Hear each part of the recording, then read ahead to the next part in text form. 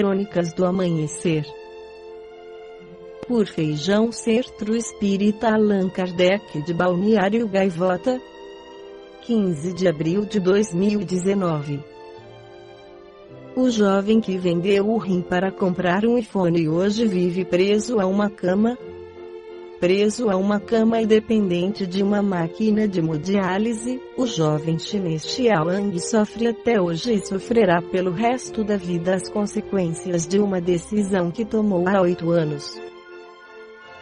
Na época, com 17 anos, Wang queria muito um iPhone, mas sem dinheiro para comprá-lo, decidiu vender um de seus rins. Morador da província de Yunnan, no sul da China, ele contatou uma rede ilegal de tráfico de órgãos sem que sua família suspeitasse. Os traficantes ofereceram $3.000 por um de seus rins. Yang aceitou. Disseram a ele que poderia viver tranquilamente com um rim só e fizeram a operação cujas condições de higiene e cuidado estavam longe do ideal. Com o dinheiro, Wang comprou um iPhone e um iPad, mas pagou um preço alto. Sua família só descobriu o caso por desconfiar da origem do dinheiro que ele usou para copiar os objetos e notar que ele estava com problemas de saúde. Seus pais denunciaram o caso à polícia, que prendeu 9 pessoas e gerou um caso de repercussão internacional. Os médicos e traficantes foram condenados pela justiça chinesa apenas entre 3 e 5 anos de prisão. Mas apesar da condenação e da indenização de $200.000 recebida pela família, as consequências da retirada do rim nunca poderão ser revertidas. Na clínica ilegal em que Wang fez a cirurgia, ele contraiu uma infecção que levou à falência progressiva de seu único rim restante. Segundo os jornais chineses e Oriental Daily, hoje ele depende de uma máquina de hemodiálise, precisa de assistência médica 24 horas por dia e mal consegue sair da cama. Segundo o Espiritismo, o consumismo pode representar um vício ou instabilidade espiritual do encarnado e até mesmo uma relação de processo obsessivo. Afirma o espírito Joana de Ângeles pela psicografia de Divaldo Pereira Franco no livro Despertei e Seja Feliz, que o homem e a mulher contemporâneos, seduzidos pelas ambições desmedidas do poder que lhes propicia luxo, lazer e gozos, permanecem adormecidos para as graves responsabilidades espirituais. Considerando-as de secundária importância, na vã suposição de que podem remediar a situação íntima a qualquer instante, transferem o pensamento e a emoção para o exterior, com grandes prejuízos da harmonia interna.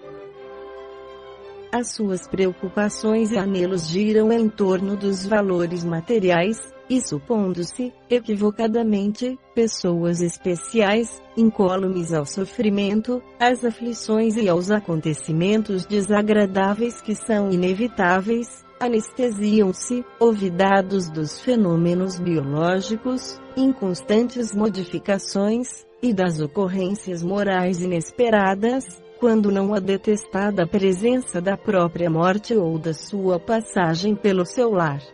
Distraídos nos jogos das ilusões, aplicam o tempo na volúpia do prazer, distanciados de quaisquer compromissos elevados para com a vida, que os espreita, inexoravelmente, aguardando o momento de convocá-los para a realidade. Supõe que a sua alegria não terá termo e que as concessões que desfrutam não chegarão ao fim, pobre capacidade de consideração e respeito pela vida.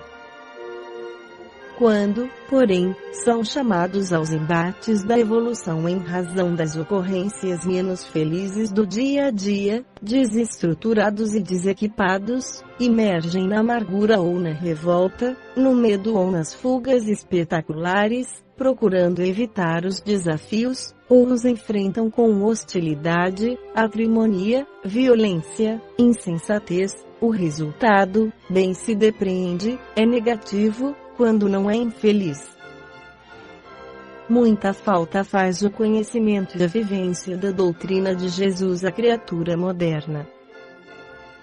Confundida ou adulterada com fórmulas inócuas ou verbalismos vazios de significado espiritual, é aceita como proposta social relevante ou hábito ancestral mantido sem experiência profunda.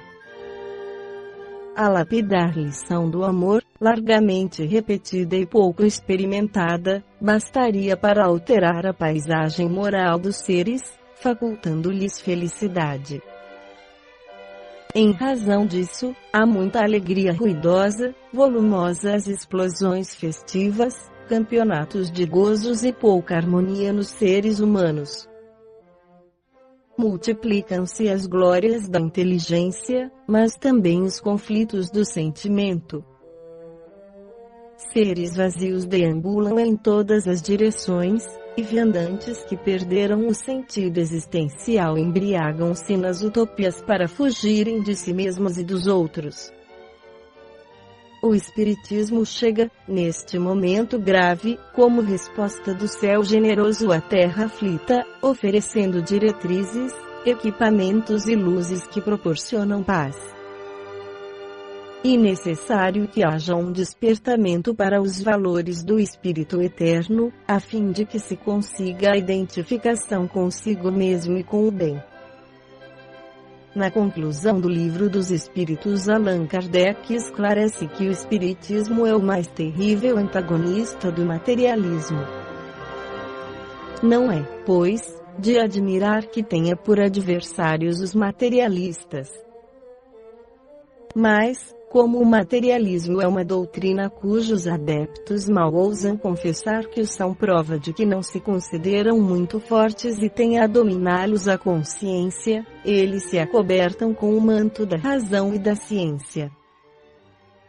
Por meio do Espiritismo, a humanidade tem que entrar numa nova fase, a do progresso moral que lhe é consequência inevitável. Não mais, pois, vos espanteis da rapidez com que as ideias espíritas se propagam. A causa dessa celeridade reside na satisfação que trazem a todos os que as aprofundam e que nelas veem alguma coisa mais do que fútil passatempo. Ora, como cada um o que acima de tudo quer é a sua felicidade, nada há de surpreendente em que cada um se apegue a uma ideia que faz ditosos os que a esposam. Esta foi a crônica do amanhecer de 15 de abril de 2019. Por Feijão Centro Espírita Allan Kardec de Balneário Gaivota. Que a paz esteja com todos.